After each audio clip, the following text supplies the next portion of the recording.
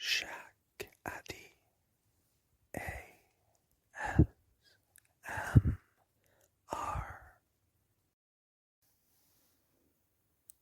Hey there, it's me. It's your boy.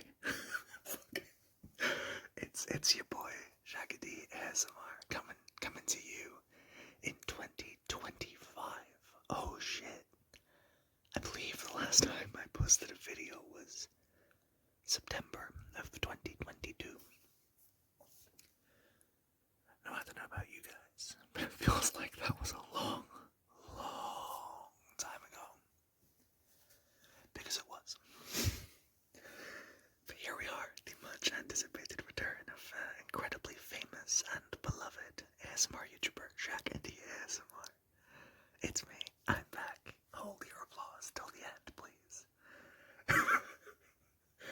If you couldn't tell, I'm having a bit of a weird night. It's currently 1 in the morning on Wednesday, I want to say like 7th, 6th or 7th, maybe 8th, I don't remember, of January 2025, and I'm back. I'll be honest, I've been wanting to make a video for a while now. I've even recorded a few and deleted them a few days ago, actually. I recorded a 20-minute video of me just sitting here listing off every single TV show that I like and why it was the most unhinged, hyperactive thing I've ever made, and I loved it. It was so fun. But after listening to it, I didn't feel like it had the right vibe, you know? So now I'm here, and I think instead of doing that, I'm just gonna do some kind of rambling, maybe some noises, you know, some classic ASMR finger flutters, as they say.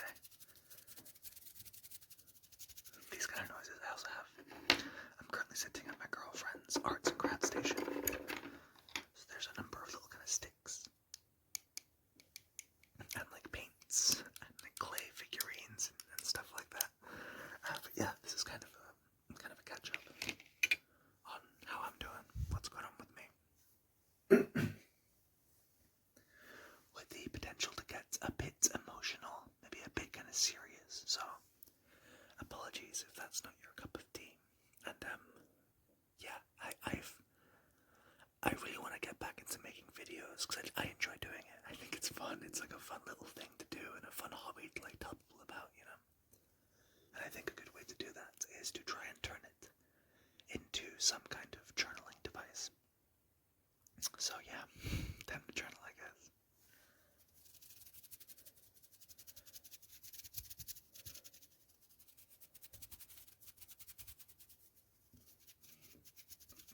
I'm gonna be real with you guys. Mentally, not doing great right now. For the last year, maybe even year and a half, I've been really like low, like lethargic, tired, sad sometimes, a lot of grey detachedness. A lot of my friends keep telling me I might be depressed. I think I may be as well. I don't know for sure. I'm trying to, so in the UK, we have general practitioners, GPs, which are essentially like doctor's offices that you sign up for and you go and kind of get diagnosed from them. And I never got one. Like, I never applied to one when I moved up here for university. So I don't have one. I really should have over the last 4 years, but I kept not doing it. And to even look into the idea of potentially being depressed, I need to have a GP to like look me over. So it's a task to do that I keep not doing, like procrastinating and putting it off. But you know, that's where we're at. So that's one of my goals, is to get a fucking doctor so that I can, you know, be diagnosed with the shit. Not even just like the depression thing. Like, I had a really bad ear infection a few months ago, and I had to go through a bunch of like administrative loops because I didn't have a GP, so there was no one to prescribe me medication. But yeah, mentally I'm not doing too good. Physically I'm doing okay. I've put on some weight, but I've also had like a recent kind of burst of self-confidence because there's been so many baddies that have found me attractive. I'm too hyperactive for this, man. I don't know if I've talked about my relationship much, but I'm in a non-monogamous relationship, which means I have a partner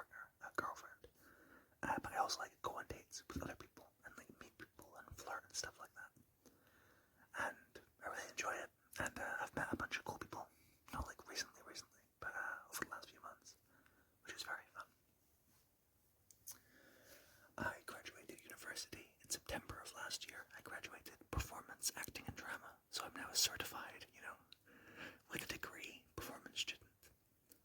I went into performance wanting to be an actor, but now I've realized that I really enjoy writing and dramaturgy, which is essentially someone who focuses on the text of a play, specifically, in my case, in the realm of adaptation. Me and a group of other students adapted Shakespeare's Antony and Cleopatra last year. We called ourselves Mandragora Productions, which I came up with, by the way. And it was a really good, really interesting production. I could go into a lot of detail about it, but essentially, what I did was I had to adapt the 3-hour-long play to fit into a 40-minute play for our exam piece, which was not easy, and I am very proud of what I accomplished. And during rehearsals, I talked to all the actors about what certain words meant, or what certain phrases meant, or how to use them, how to best kind of capture the emotions of the characters. Essentially, my job was to know how everything worked, so that I could explain it to the actors, so they could just act it out, with the knowledge that they were doing the right thing, if that makes sense. Which I'm sure isn't, proper dramaturgy, but it is what it is, it's what I do. I'm currently trying to get an idea off the ground that I've been working on for 2 years now. It's a play called The Seahorse. I have to keep clearing my throat, I apologize. The play follows a young woman that travels to a secluded place in Scotland and meets a mythical creature that's trying to change his ways, and they bond together. But maybe some things aren't meant to change. I could go into more detail about the seahorse and other ideas of mine if that interests you, but you're not getting it right now. If you want to know about my ideas, my play, if you want to know about my creative processes, you're gonna have to ask for it, buddy.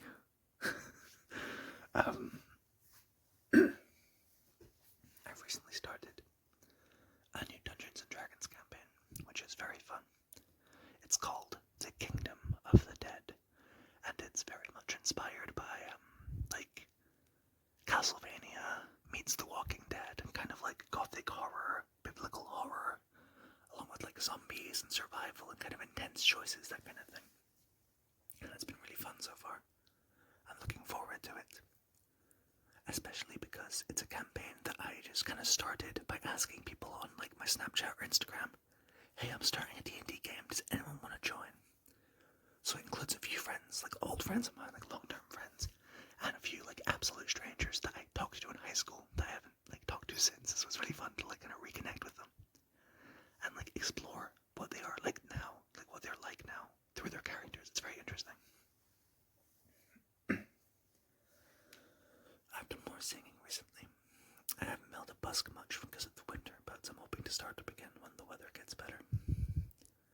I don't necessarily do New Year's resolutions, but I'm hoping that I'll do some more camping this year. Camping. I love the word camping.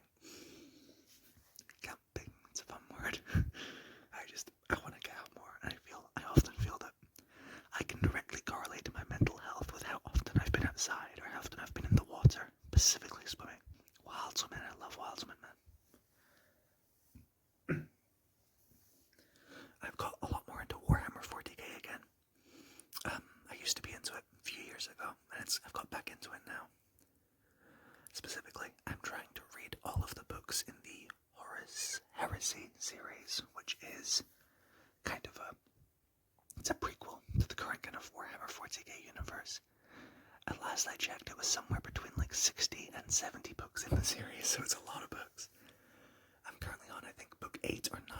It's called Fallen Angels. It's a bunch of really good books, man. It's all kind of gothic and sci-fi and grimdark, with darkness and magic and monsters and explosives and really cool kind of character choices. There's really good books. One of my favorites so far was called Mechanicum. Essentially, in the 40k universe, Mars, our neighboring planet, has been taken over by a techno cult called the Adeptus Mechanicus, who are obsessed with biomechanics. They'll cut off their arm and put a metal arm there instead, that kind of thing. And during the Horus Heresy, which unleashes a massive civil war among all the kind of people of the humans. The Mechanicus gets involved as well.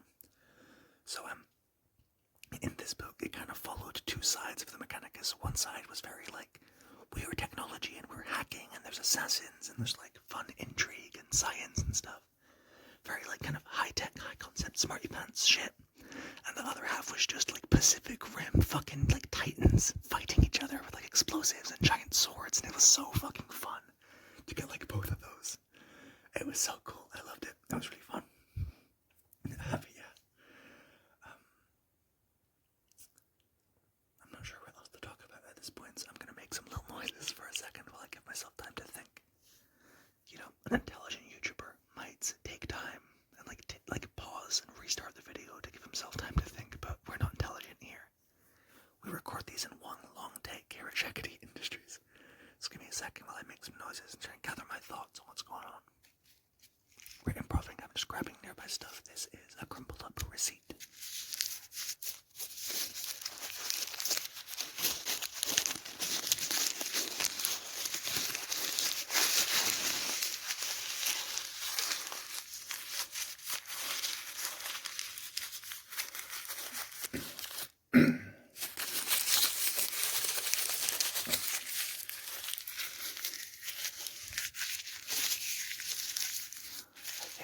I'm going to end it on a little story that I've been wanting to tell for a while and I have not really known how to.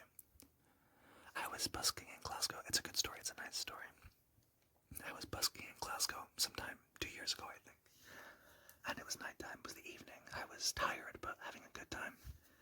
And I noticed there was a young woman sitting kind of on a bench nearby with a guitar watching me play. So I stopped and I kind of sat nearby them, kind of approached them. And we ended up talking. She was from France. And she'd came to Glasgow for the COP26 protests, I believe they were called, like climate protests. I had never met her before. We had nothing in common. We didn't know each other. But we both sang. We were both musicians, so we sang together. We did a cover of Home by, I want to say Alex Sharp, I don't remember the name, and the Magnetic Zeros. I forget the name of the singer. And it's a really, like, it's not the best cover I've ever done, but I really love it. And there's a certain kind of like, there's an energy to it that whenever I listen back to it, I can hear. And it's posted unlisted on the YouTube. So I think I might link it in the description if you want to hear it. But it was just this like wonderful, perfect moment of me meeting a random stranger at like 7 o'clock at night in Glasgow, Sauchiehall Street, and just connecting in that strange way. And we didn't exchange social media or anything. I've never heard from her again. Never seen her, never heard from her. She's back in France somewhere living her life. But it's just one of those perfect moments that I think I made. Like, it's like a core memory, if you've watched Inside Out, that I might just keep in my brain for the rest of my life, you know? So I wanted to end on kind of happy notes of just, even when my life is really shit, there are still these little moments of beauty that just kind of keep me going, if that makes sense. That sounded like I was trying so hard to be like poetic there. I'm really not. I just get very philosophical when I'm tired, and I'm so tired. I've been really tired recently as well. That's not helpful either.